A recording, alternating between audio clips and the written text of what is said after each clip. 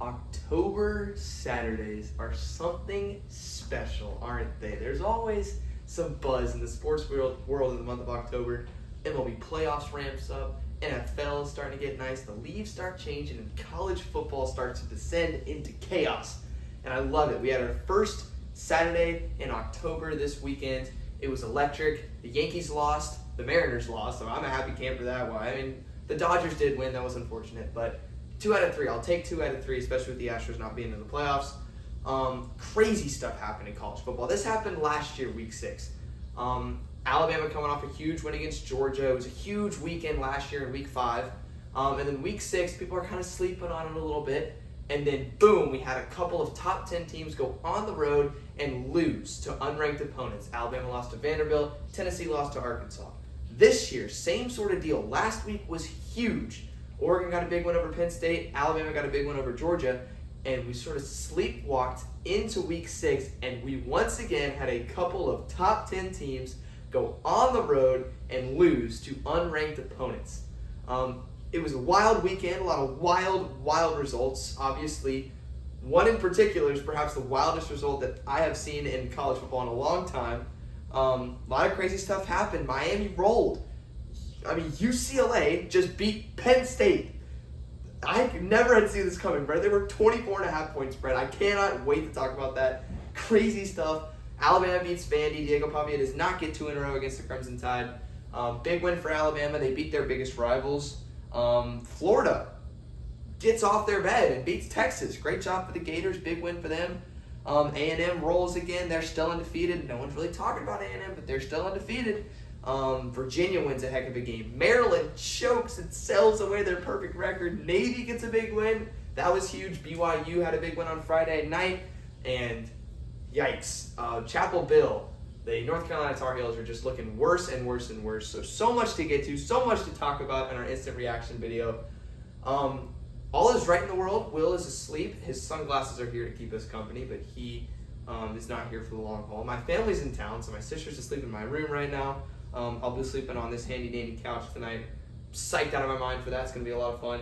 Cabo Bob's cup here, as always, with the Robert cup, both filled with water because hydration is important on these hot, humid October nights in Tuscaloosa. We got some pumpkin decor on the set for the fall. I love to see that. Texans helmet. We got a big one against the Ravens today. Lance is here. Holy Bible as always. Jesus is our Lord and Savior. And an Alabama helmet because even though we're unbiased, we have to represent the teams that we love the most.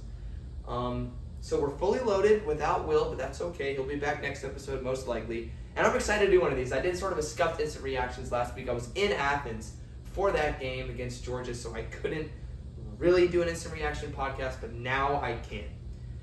So I'm excited to get into this. We're going to start off, and the game that I start off with when I talk about these weekends of college football in this instant reaction podcast, it's a big deal.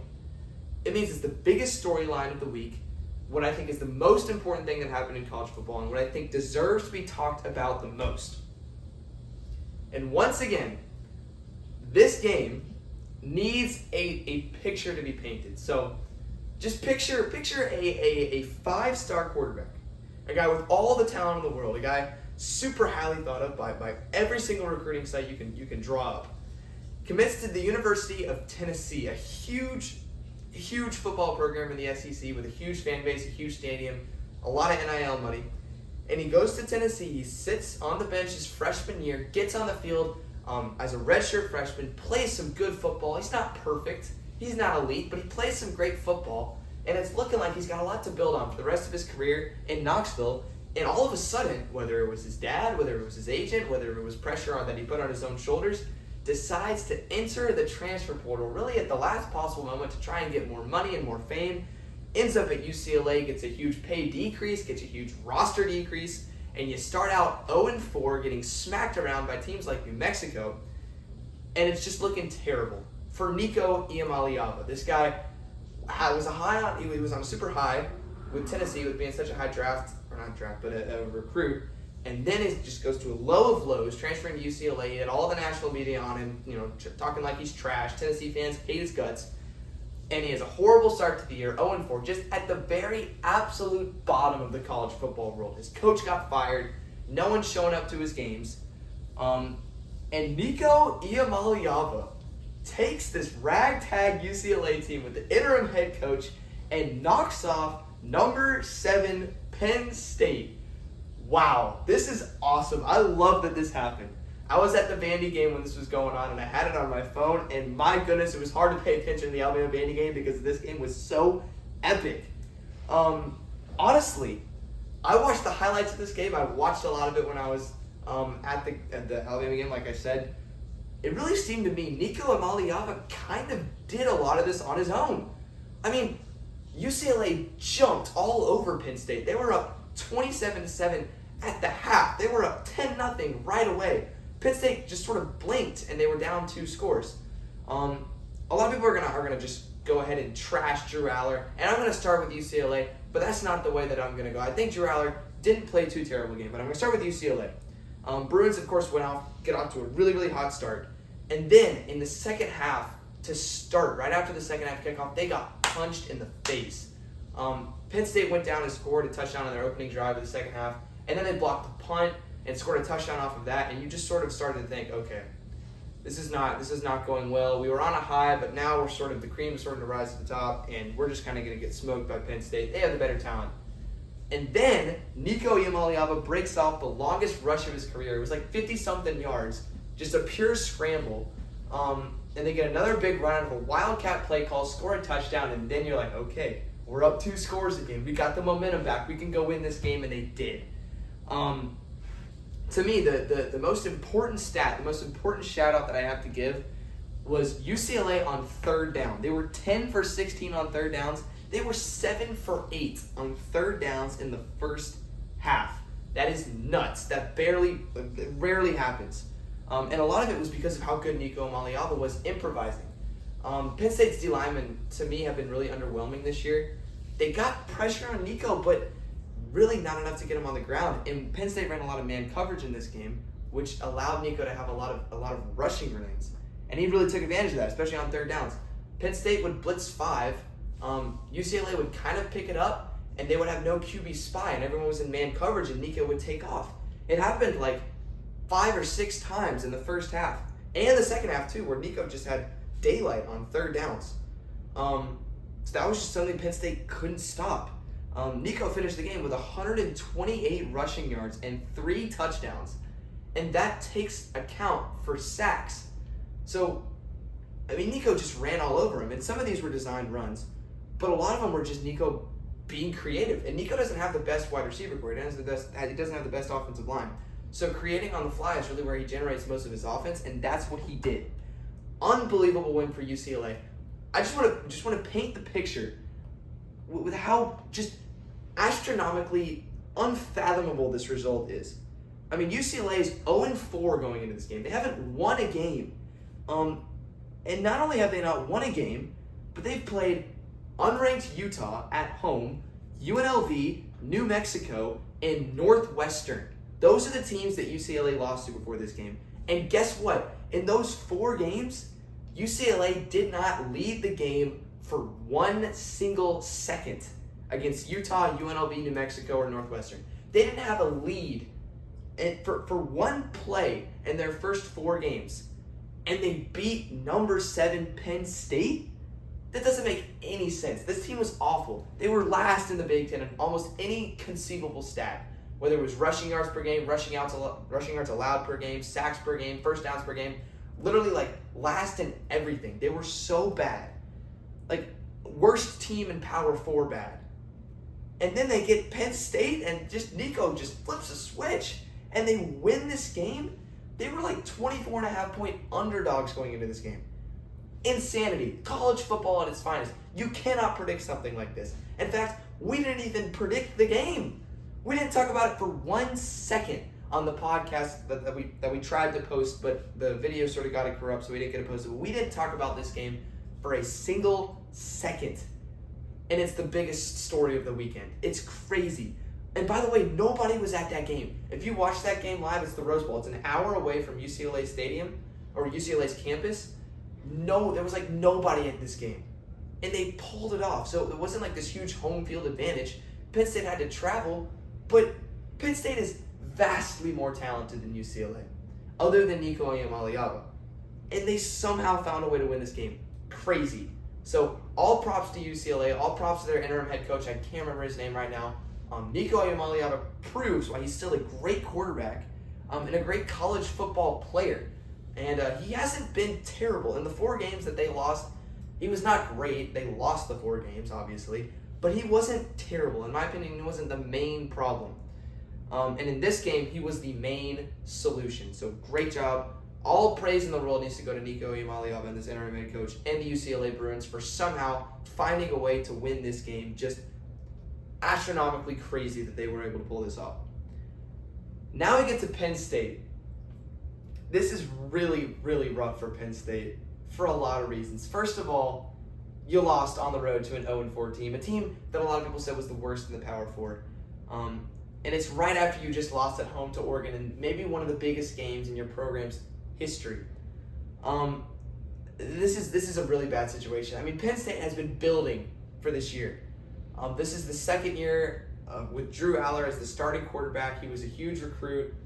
The defense has so much talent that they're sort of now peaking at. They got a bunch of these transfer wide receivers. They were building for this year to be the year in Happy Valley. And not only do you lose at home in your whiteout environment at night to a big opponent, when the critiques of James Franklin for so long have been you can't win the big games, not only do you lose the big game, then the next week you go and you lose the cupcake game to UCLA. I mean, Penn State, there was so much momentum coming into this year with what you had returning and what you acquired in the portal, and it's just completely fallen flat on its face.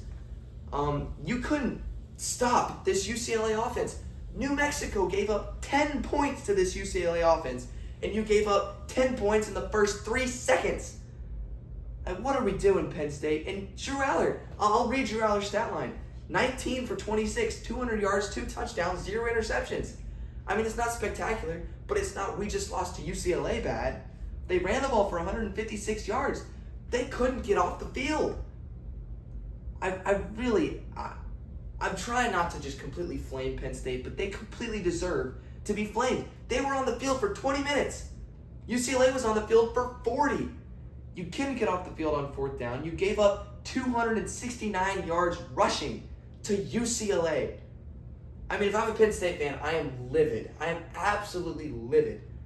I mean, not only do you have 2 losses, but right now, your best win is against Villanova. So, are you in a good spot, Penn State? No. You're 0-2 in the Big Ten. You haven't beaten anybody. Your only hope is that you still play Ohio State, Indiana. If Penn State wins out, they kind of have to be in the playoffs because they will have beaten Ohio State on the road. But if you're looking at me right now and you're telling me that Penn State is going to march into the Horseshoe and upset the Buckeyes, you're insane. They just gave up 269 rushing yards to UCLA. You're insane. And of course the AP poll is still going to have them ranked, which is ridiculous, but we'll talk about that later. And they got to play Indiana. Are you really telling me that they're going to beat Indiana? I don't see that being realistic. I really don't. Huge win for UCLA. This is just catastrophic. We are pushing the panic button right now. I know there's a quote from Toy Story where Buzz is talking to Woody, and Buzz pulls Woody down and he goes, "Sheriff, this is no time to panic." And Woody goes, "No, this is the perfect time to panic." Woody's right. If you're a Penn State fan, this is the perfect time to panic. This is an embarrassing loss. I remember I was listening to a Josh Pate show. I love listening to Josh Pate. He's a genius. He's talking about this game. He's saying, Penn State fans, it's okay. You're going to get your medicine this week. You're going to go on the road at UCLA. You're going to win by 50. It's going to be okay. You're going to get your medicine. After that tough Oregon loss, it's going to be fine. My goodness gracious. He and the rest of the college football world were absolutely wrong. I heard so many people taking the Penn State money line in this game. Just crazy. I mean, I guess it makes sense. It was such a big emotional loss last week. The build up to that game was so much. And then I guess you overlook UCLA. But again, UCLA was 0-4 and had not had a lead in any of those 4 games. That's how bad they were. And you lost to that team. Unbelievable. I don't like to use that word. I try and use it as less as I can. But this result is truly unbelievable. Penn State has Northwestern at home next week. 2:30 game. If they lose that game, I don't even know what to say. There's no way they will. But hey, Northwestern beat UCLA, so anything can happen in college football. But to me, this is the story of the day. The wildest result of this college football season, in my opinion, kind of by far. Other than maybe the South Florida game, that was a wild result, especially now looking back on it. Huge win for UCLA. Of course, they still have 4 losses. They're irrelevant for the rest of the year. But Penn State, man, goodness gracious, this is bad. And I know I wanted to say, like, after I saw their 3 games, I thought it was so weak. I was so mad at Penn State for scheduling Nevada, FIU, and Villanova, and then having such of a cakewalk of a Big Ten schedule, and then getting mad at the SEC for their scheduling. And I was mad at them, and I was saying, I hope they get smoked by Oregon and Ohio State and they miss the playoffs. No one saw this coming. No one thought they were going to lose to Oregon and then UCLA. So, my oh my. And Penn State was another team that returned so much talent. They returned their starting quarterback. They returned both their big-time running backs. They returned a lot of what made them great on defense. And in preseason, when college football writers are looking at which teams are going to be great, they see returning starters and they salivate. They're like, oh my goodness, they have roster retention. That's crazy.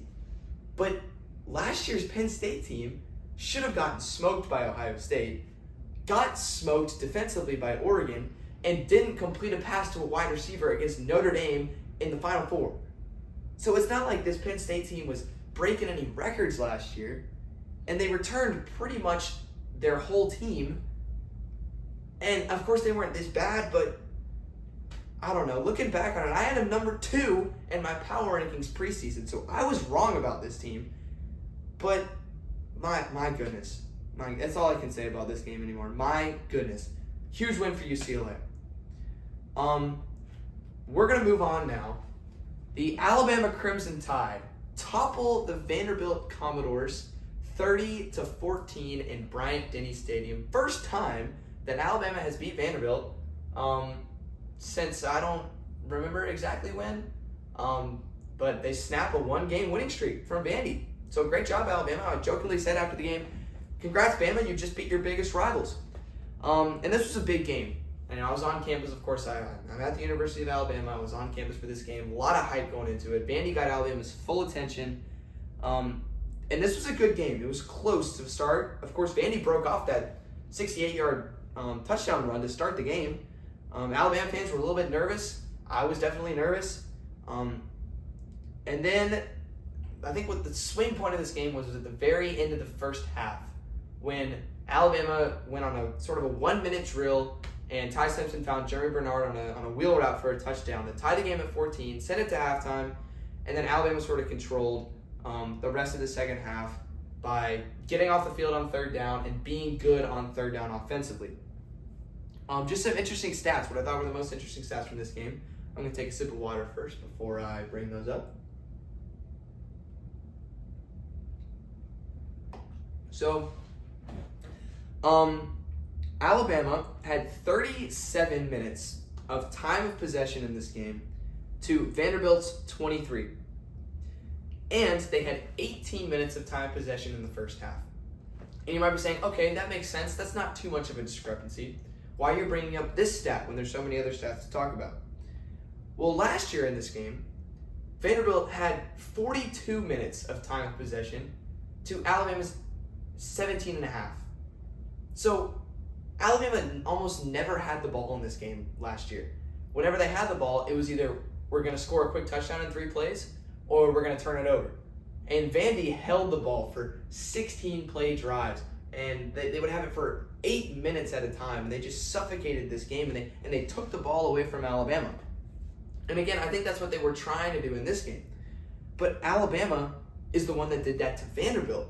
They had more minutes of time of possession in the first half today than they had all of the game last year, which means Alabama held the ball for a lot longer and kept Vandy's offense off the field. So the way this game went just sort of flipped, and I did not think that was going to be the case. And yet it was. And a lot of the reason why was because Alabama was so good on third down. They were 7 for 15 converting on third down, which means they could keep their offense on the field for a lot longer. And Vandy was not nearly as good on third down, especially in the second half. Another thing that Alabama did so well in this game that they haven't done well all year was run the ball with their running backs. Jan Miller had 136 yards and 2 touchdowns on 6.2 yards per carry. That is by far the best game Alabama's had from a running back all year. Kevin Riley had 5 carries for 17, and him and Jam really sort of split carries against Georgia. Jam got pretty much the whole load in this game. Caden Proctor, of course, had another run for 2 yards. Most athletic offensive lineman I've ever seen, Caden Proctor. And then Ty Simpson, again, put up a great performance. 23 for 31, 340 yards and 2 touchdowns. He did have an interception, first turnover of the year for Alabama, which is still crazy that that's true. Ryan Williams and Jeremy Bernard were both great. Alabama looks good. They look sharp, especially on third down. Ryan Grubb still looks like a great play caller. There were a couple of play calls that I thought were a little questionable. The 4th and 1 at the beginning of the game, I didn't really know why they ran a scissors concept on a 4th and 1 towards the short side of the field with no check down. I didn't really understand that. But other than that, I feel like Ryan Grubb called a great game. Focusing on Alabama, they've been so good on third down against Georgia and against Vanderbilt. If that's a trend, in both of these games, Alabama had these long drives where they held the ball for a really long time, sort of took the wind out of the defense and sort of lulled the offense to sleep on the bench. They did this against Georgia twice in the first half, and they did it against Vandy in the first half, and then a couple times in the second half as well to put the game away. And a lot of that to me is Ty Simpson making plays and Ryan Grubb's play calling. I think third downs are such an offensive coordinator quarterback stat, and Alabama dominated on this one. And it's no surprise. They have one of the best coordinator quarterback duos in the SEC. So I think that'll continue. I love that for Alabama. One of the main problems for the Crimson Tide team defensively is linebacker play, especially Deontay Lawson. And this is a guy in Deontay Lawson that a lot of people are looking at the beginning of the year as one of the best linebackers in the SEC. But he has been just not good at all for the Crimson Tide, at least from what I have seen. In run-stopping plays, he sort of leads with his back. It's the weirdest thing. Whether he's getting blocked or he's going to make a tackle, it's like he turns around and just sort of throws his back into the blocker. It doesn't really make any sense. So Lawson's going to need to get better. That's sort of why Vanderbilt had a couple of those big running plays at the beginning of the game. Pavia had a 36-yard run. Cedric Alexander had a 65-yard run. Weirdest thing in the world, this Vandy play calling. I'll get to that in a second. But Alabama needs to work on that. They did get some pretty good pressure on some creative blitzes. Only got 1 sack. To me, Justin Jefferson was the defensive player of the game for Alabama. If you're not aware, that's not the Vikings wide receiver. That's Alabama's best linebacker right now. Jefferson has been all over the field this year. He's been great. These skill position players are awesome. Special teams was rough for the Crimson Tide. That's something they need to work on. And they still got a tough road ahead. They've got at Missouri next week. They've got to play Tennessee at South Carolina before their bye week. So Alabama's got a lot to work on. This was nowhere near a perfect performance for the Tide, but it was a big win against a good SEC team. And anytime you can take those in this conference, you got to take them. Switching gears over to Vanderbilt, the weirdest thing I saw from the Commodores, and maybe this was because Alabama was doing a really good job at stopping the run, or they were afraid to run the ball. Vanderbilt ran the ball 19 times and threw it 35. And you could say a lot of that was because in the second half they were losing and they had to throw it. But to me, they just sort of abandoned the run game. I don't know why. I mean, Cedric Alexander had the 65-yard rushing touchdown in the first drive of the game, and they handed it off to him 3 more times after that. I don't know why they kept... I don't really understand it. They handed it off to a running back 6 times. If you told me at the beginning of this game that Vanderbilt's running backs would carry the ball 6 times, I don't know. I would think you're pretty insane. Pavia carried it 12 times. One of those was a sack, so really 11 times. But he threw the ball 35 times. That's not what Vanderbilt wants to do. That's not how their offense wants to function. Once they started losing the game in the second half, and Vanderbilt's, the way that they run their offense, they don't ever want to be losing games. They sort of kind of got flummoxed when they got down and they sort of had it in their minds that we have to throw the ball to get back into the game. And that's just not the way Vanderbilt should operate. Diego Pavi's not a crazy pro-style passer with elite wide receiver talent. But I will say, some people might be clowning on Diego Pavi after this game, and he talked a lot of trash, and he didn't back it up in terms of the result on the field. But I don't know. I loved what he was saying. I think it's good for the sport of college football. When you have that underdog mentality, you gotta have something passionate that sort of sets the other team's edge off, and Pavia did a great job at doing that with the trash talk and everything else. But Pavia, to me, didn't play terribly. He wasn't spectacular. He didn't make those one or two plays where you're like, wow, this dude is out here balling. But he wasn't terrible. He had a lot of drops from his receivers, I felt like, towards the end of the game. And I just didn't like the play calling, and Alabama made it really hard for him to win this game. I just think Vanderbilt should have ran the ball more. I mean, they had 19 carries for 135 yards, and then they just stopped running the ball. If I were them, I would have ran the ball more. They got 4 sacks on the Crimson Tide. Their defense wasn't terrible. I mean, this game probably should have ended 23-14. Alabama got a garbage time touchdown. So not a terrible performance at all from Vanderbilt. They should stay ranked. They still have their whole season in front of them. They have a really, really tough schedule the rest of the way, though. Big win for Alabama.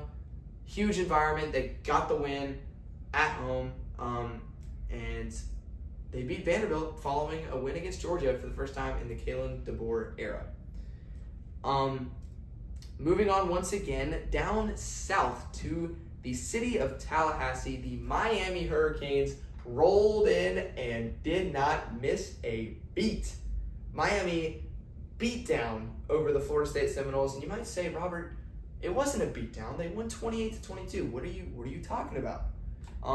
If you're saying that, you clearly just woke up on Sunday morning and looked at the scores and saw that they won 28-22, and you're like, oh, it was a close game. This was not a close game. Miami was up 28-3 at the start of the fourth quarter. Florida State just sort of found 19 points at the very end of the game to make this look like it was close. I actually don't know. I think Miami covered still, so I don't think there was a backdoor cover from Florida State. But Miami dominated this game for the first 3 quarters, and they looked clearly the better team in this game. The score is misleading. That's basically what I'm trying to say. But for me, the main things that I want to talk about with Miami, and the key to the game for Florida State, I thought going into this, was can you run the ball enough to take all the pressure off Tommy Castellanos? And what I mean by that was against Alabama, he only had to throw the ball 14 times because of how well they ran the ball. And Castellanos isn't this pro-style passer. He's athletic, and he can make plays with his legs and with his arm. But you're not going to win games with him throwing the ball for 30-plus times. If you don't believe me, just watch the Alabama game. He didn't. He was 9 for 14 with like 117 yards. He did not beat Alabama with his arm. Florida State beat Alabama with their play calling and with their run game. And I said, if they want to beat Miami, it's going to have to be with the same thing. And what did Miami do? They took away the run. Castellanos had 57 yards, but other than that, they really didn't have very much of a run game. And as a result of that, Castellanos had to throw the ball 45 times. He was 25 for 45 with 2 interceptions. This was never a recipe for success. Him throwing the ball this many times means that Florida State did not do what they wanted to on offense. It means Gus Malzahn was thrown off of his vibe. And this Florida State offense just has no chance when Tommy Castellanos has thrown the ball this many times. And I think most of the credit there has to be given to its Miami defense. This front seven, these linebackers, Keontae Scott had a big game. Mesidor had a sack. Mesidor is so good. I think Ruben Bain is overrated and Mesidor is underrated. Wesley Besaint was all over the place. This defense is scary. And I said, this defense is not PG. This is a PG-13 defense. You should not allow your kids to watch this defense. And if you're a parent and you have young kids and you just finished watching the Florida-Texas game or the Alabama-Vandy game and you're thinking about showing them the Miami-Florida State game, I warned you. This is not a PG defense. This defense is aggressive. They're hostile. They're mad. They're angry. They're tenacious. They are not PG rated. Do not let your kids watch this defense. And Miami, to me, just continues to prove that they're the best team in the ACC. This was the biggest game left on their regular season schedule, and they handled it with ease. So shout out to Miami. Carson Beck was great in this game, 20 for 27, 241 yards, 4 touchdowns, and most importantly for Carson Beck, 0 interceptions on the road in a big game. That's my main concern for Carson Beck is his ability to take care of the ball, and he did not turn it over once in this game. But the story to me with this Miami offense was Malachi Toney and CJ Daniels. Both had 2 touchdowns. Malachi Toney, he's one of the best true freshmen. If Jeremiah Smith didn't exist and Ryan Williams didn't make the one play against Georgia and the one play against Vandy and the one play against Oklahoma and the other play against Oklahoma, I would say that Malachi Toney is the best freshman receiver I've seen in a long time. Unfortunately, that's just not true. But he's really, really good. I really want to give Malachi Toney his flowers.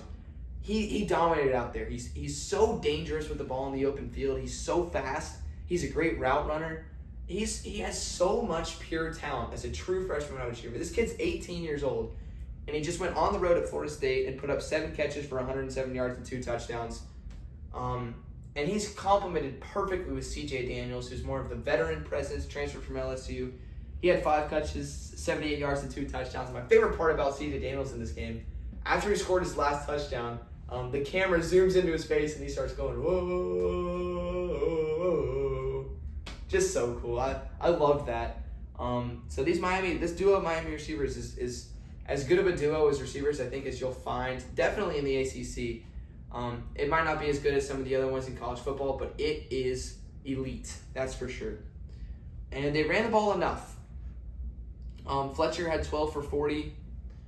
They ran it enough. They only ran it for 97 yards as a team, which is not crazy, but they didn't need to run it much more than that. They didn't run it great at the end of the game, which is sort of why Florida State was able to fight back into it. So that's sort of an interesting thing to look at, but I mean it's a huge win on the road at your rivals, and you were up 28-3 at the beginning of the fourth quarter. Miami's got nothing to worry about in terms of this game, in my opinion. They got Louisville next week, or they got a bye and then Louisville. That'll be on a Friday night. Louisville just lost a heck of a game to Virginia. And again, Miami's schedule, the only really tough games they have left, at SMU and at Pitt. Other than that, they should pretty much win all the other games they have on their schedule. This is really the only team out of any conference, I believe, that is the clear favorite to win the conference. I think the SEC is very up in the air. I'd say the favorite at this point, man, it really could be any number of teams. Texas is my preseason pick. They have not been looking great. Georgia and Alabama still look really, really good. I guess you have to say Ole Miss and A&M's defense looks good, but ACC to me is clearly Miami. Big Ten is definitely either Oregon or Ohio State, but picking one over the other is really tough right now. And then the Big 12 is pretty up in the air too. I think it's Arizona State in my opinion, but Texas Tech looks great tonight too. So who knows in that department. But in the ACC, it's definitely the Miami Hurricanes, and they proved it tonight. Huge win over Florida State. Our next detour is in the same state, just not too far of a drive from Tallahassee, over to Gainesville, Florida, in the Swamp, where only Gators get out alive, and that was the case today. DJ Lagway has his best performance of the year and leads the Florida Gators to a 29-21 victory over the Texas Longhorns. All year long, when I've watched Florida football, my first thing that I've said, and the first thing that pretty much anyone has said, why on earth, when DJ Lagway is struggling, when this passing offense is clearly not working, why on earth are you throwing the ball 50 times on the road at LSU? It doesn't make any sense. Billy Napier has been an idiot play calling this year so far. Putting the ball in DJ Lagway's hands over and over again, making him throw the ball over and over again, and putting all the pressure on his shoulders when it's clearly not working. Jaden Ball has averaged like 7+ yards a carry in these first 4 games for Florida, and yet he was barely getting the ball. It doesn't make any sense. And this game, Napier finally woke up and finally handed the ball off. Jaden Ball, 27 carries. Hallelujah. Jesus is real, folks. He's convinced Billy Napier to finally run the ball. And Jaden Ball, 27 carries for 107 yards and a touchdown. And also, Dallas Wilson made his debut. That kid looked spectacular. He had 6 catches, I believe, for 100-something yards and 2 touchdowns. He's a big dude. He breaks tackles. There was one play where he had a streak down the right sideline, and he just stiff-armed a Texas corner into the ground, caught a pass, broke another tackle, and then carried Michael Taft into the end zone for a touchdown. Huge win for Florida. This offense finally woke up. It was just horrendously awful the first few weeks of the year. And Lagway looked pretty good, but again, not all the pressure was on his shoulders. Florida ran the ball pretty well in this game. And Lagway had help with Dallas Wilson. So when you give a quarterback help, especially in college football, that is when they start to succeed. That is when they start to look really good. And I think that was the case with DJ Lagway. He finally got some help, and he finally started to look good. And this Florida defense was great also. They got 6 sacks on Arch Manning in Texas. They were flying off the line of scrimmage. They were really getting a lot of pressure. The secondary was pretty good. They got 2 interceptions. One of those was not a great throw timing-wise by Arch Manning. The other one was a great play by a Florida safety. I forget exactly who it was that made those interceptions. My mind's blanking right now. Let's see. The old iPad can help me figure it out. It was Jordan Castell and Devin Moore. Devin Moore's the one that made the really, really good play. And Jordan Castell pretty much caught a ball that Arch Manning was off time with, and it sort of went right to him. But huge win for Florida. Honestly, this does not shock me very much. Obviously, it doesn't shock Will. He picked it to happen. But again, I didn't really drop Florida very far in my power rankings. I still had them as the number 18 ranked power team in the country going into this game. And that's because I really believed in this Florida defense, and they really came through. And finally, the talent of DJ Lagway and the talent of Jaden Baugh in this Florida offense, I don't want to say they played at their peak, but they played near their peak. And this is what we got from Florida. You could say this is a job-saving win for Billy Napier. No one really knows because no one really knows the extent of his hot seat. But now Florida's got to go on the road to Texas A&M. Not going to be an easy game at all. And then you got, of course, the gauntlet of the schedule after that. Everybody knows this. Still got to play Georgia, Ole Miss, Tennessee, and Florida State in addition to A&M. But that's Florida. Florida's still a good team. I mean, this is not the most shocking result to me. A lot of people are going to say this is a huge upset. And looking at it in terms of Texas being a top 10 team, going on the road against an unranked team that's really looked bad, that's 1-3, you could say it's a big upset. And it was, technically, because Florida was the underdog in this game. But to me, it's really not the most surprising thing. The most surprising thing to me, I'm going to shift gears to Texas now. The most surprising thing, I thought going into this game, the most impressive unit on the field between Florida's offense, Florida's defense, Texas's offense, and Texas's defense would be that Texas defense. I thought they were going to travel well, I thought they were going to play really, really well, and sort of dictate this game. That was not the case at all. Florida was able to run the ball really consistently. This Texas secondary did not look good at all. They got beat over the top a couple times. And Colin Simmons, Anthony Hill, this defensive line for Texas generated 0 sacks. They did not get DJ Lagway on the ground one single time this entire game. Shocking. And they were also not very good on third down. They couldn't get pressure on Lagway. They couldn't cover very well. And Florida was then 7 for 14 on third down. Keep in mind, against Miami, they were 0 for 13 on third down. So that shows you the difference there. Against Miami, Florida's 0 for 13 on third down. Against Texas, they're 7 for 14. Makes a lot of sense. So I was really not impressed with Texas's defense. They also ran the ball for 52 yards in this game. They ran the ball a lot better against Ohio State than they did against Florida. So that really just goes to show how good Florida's rush defense is. But Trey Wisner, I guess his name is Trey Wisner now. 8 carries for 11 yards. That's all you could get, Trey Wisner? This is a dude that ran for over 1,000 yards last year. I know this Texas offensive line is very revamped. Their interior offensive line is very young and very inexperienced. But this was just shocking to me. And to be fair, they only handed it off to a running back 11 times in this game, and they made Arch throw it 32 times. So not the most balanced thing. And Texas's offense, man, I thought it was going to get off the ground.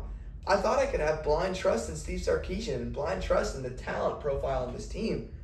But they just haven't gotten off the ground. I mean, Steve Sarkisian always has all this motion, and he influences linebackers and makes them choose in zone coverage and cooks man coverage with schemes and everything. But this Texas offense just sort of looks dead. They can't run the ball, and they really... Arch Manning did not play terrible. He made a couple mistakes, but Arch Manning made a couple really big plays. He had one or two amazing throws in this game, and he made plays with his legs. Despite getting sacked 6 times, he had 37 rushing yards. Arch Manning, to me, is not the problem. Texas just, when you run the ball 26 times for 52 yards in enemy territory, it's really tough to win a game, especially when pretty much none of those rushing yards are coming from your running backs. To me, that was the main problem. They had no consistency on offense, and they turned it over a couple times, and that was pretty much all Florida needed when Billy Napier realized he could run the ball. So, Florida obviously has a really tough schedule. It's tough for them to make the playoffs. If we're looking at Texas, a lot of people said at the beginning of the year, there's a chance, there's a world where Texas is 3-2 going into the Red River Shootout, and Oklahoma is undefeated, and that is the world that we are living in. So Texas might find themselves being underdogs against the Sooners, depending on John Mateer's health. You still got the Red River rivalry. Luckily, your SEC schedule is much easier than what most teams have to deal with. But you still got to play Georgia on the road. And if you just assume, I think that they'll lose that game. That's my prediction, is that they'll lose that game. Just saying, if you lose to Georgia, that means you have 3 losses already, so you can't afford another loss if you want to make the playoffs, in my opinion. Which means if you lose to Georgia, you have to win against Oklahoma, at Kentucky, at Mississippi State, Vanderbilt at home, Arkansas at home, and Texas A&M at home. They have a really favorable schedule, but this Texas team that we just saw today does not seem that they can go perfect in all those games. But we'll see. Again, I'm very disappointed in this Texas team. They've looked much worse than what I thought they were going to look at the beginning of the year. And most of that, to me, is the play calling, which is so weird because it's Steve Sarkisian. He's a genius. The running game and the secondary, to me, have been the most disappointing parts. And the pass rush. You can't have a guy named Colin Simmons who's as good as he is and get 0 sacks against Florida. That's inexcusable. But big win for Florida. Napier might have just saved his job. Heading over to our last matchup in the SEC, we're going to talk about today. The Texas A&M Aggies host the Mississippi State Bulldogs and handle them 31-9.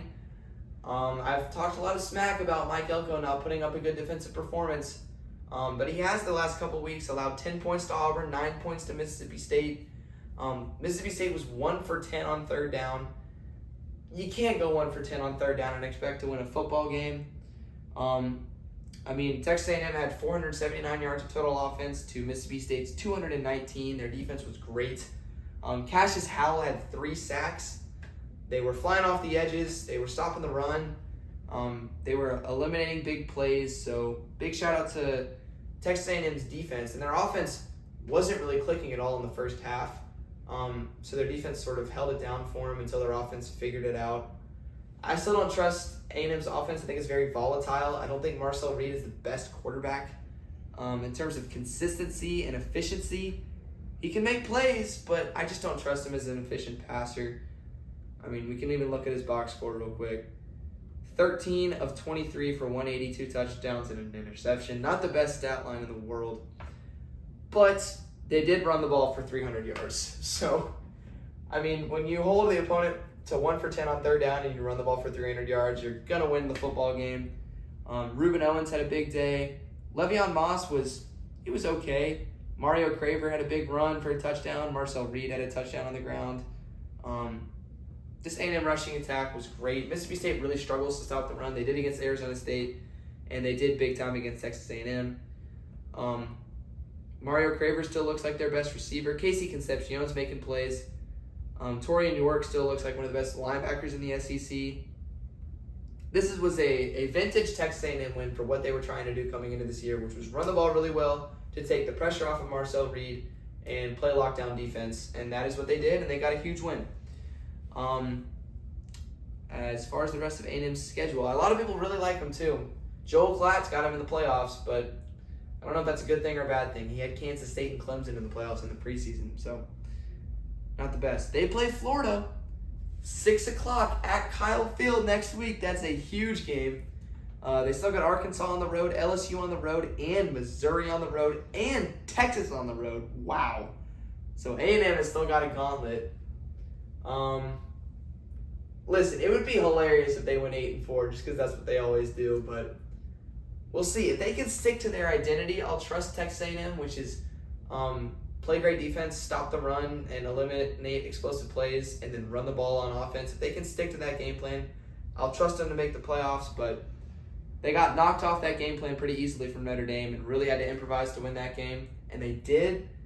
But I don't know if you're going to be able to pull that off again at LSU or at Missouri or at Texas when these offenses and defenses are both really good. As far as Mississippi State goes, preseason, I was not expecting you to win this game. I was not expecting this to be a good game at all preseason. You've already exceeded expectations. The season's already been a win. That doesn't mean you can't go get more wins the rest of the year. But I wouldn't be too mad as a Mississippi State fan. I would take my victories, which may be few, but this is not the end of the world for Mississippi State fans. Just other things to touch on. Virginia wins in overtime again on the road at Louisville. That was a huge win for Virginia. Louisville's a really good team. Maryland was up 20-0 at home against Washington. Entering the fourth quarter, they were up 20-3. They were 4-0. They were staring 5-0 right in the face, and they really stole defeat from the jaws of victory. Huge comeback win for Damon Williams and this Washington team. I didn't even know they won the game until tonight. I saw it was 20-0. I was like, oh, Maryland must have won. And then I looked back on my phone right before recording the podcast. I was like, what? Washington won this game? So that was nuts. The American Conference race keeps looking really interesting. Navy won a huge game. I just want to read some of these stats for Navy, by the way. Usually I look at a Navy stat line, I'm like, okay, they ran the ball for 400 yards. That makes sense. This is why they won the game. But against Air Force, that was not the case. Let's see if I can find the exact stat line. Here we go, Navy Air Force. Blake Horvath went crazy in this game. Not on the ground, but and through the air. Through the air, he was 20 for 26, 339 yards, and 3 touchdowns from a Navy quarterback. This is my preseason pick to make the playoffs out of the group of 5, so I love this result. Horvath also had 130 yards and a touchdown on the ground. So he had 4 total touchdowns, nearly 500 yards of total offense. So he had a huge game. And then Eli Heidenreich, number 22, their sort of receiver out of the backfield, set the Navy single-game receiving yards record with 8 catches, 243 yards, and 3 touchdowns with a long of 80. Navy's offense flying up and down the field. Air Force ran the ball for 211 on them, but they still got the win. In addition to them winning, South Florida cruised on Friday night, and Memphis smoked Tulsa, who beat Oklahoma State earlier this year, so that's just worth noting. But the American Conference is going to be fun to watch this year. I'm excited about it. I think there's going to be some really fun games, and I think that's the conference where the Group of 5 teams should come from. But we'll see. Also on Friday night, BYU gets a big win against West Virginia. BYU's looking scary. So is Texas Tech. Got to give Texas Tech their flowers. Baron Morton looked a lot better today than he did against Utah. I've been saying that Texas Tech's overrated. They did not look overrated in this game. I don't think Houston's offense is very good at all. So it makes sense they only scored 11. Credit Texas Tech's defense. It's great. This doesn't shock me too much. I picked Texas Tech to win. I was really cheering for my Houston boys, but I didn't think it was going to happen. Let's see Baron Morton's stat line. 28 for 40, 345, a touchdown, no interceptions. Great game. They ran the ball for 207. Weigman was not great, and their backup, Zion Chris, was not great. So Texas Tech defense does it again, and their offense does just enough to win the game. So respect. The Big 12's getting interesting. The American Conference is getting interesting. The SEC is always interesting. And Penn State just lost to UCLA. If that doesn't sound like October college football, then I don't know what does. That's all we have for the Instant Reaction podcast. Stay tuned. We'll have more stuff coming out this week. Lance fell down a little bit. Sorry about that. But thanks so much for watching. If you're still watching, that means you love college football. Or you love me. You might be my mom, my grandmother, whoever else it is. But whoever you are loved by God, by God's creation, by God's people. So go make somebody smile. Bring God's joy to people in your life. And just try and focus on God's will, even though it might be tough. But thank you so much for watching or listening. We hope you have a great week, a great weekend. If you're stressed out on anything, we hope that you find peace. And we will see you in the next one. Maybe we won't. If we don't, that's okay. But thanks again so much for watching, folks. And God bless.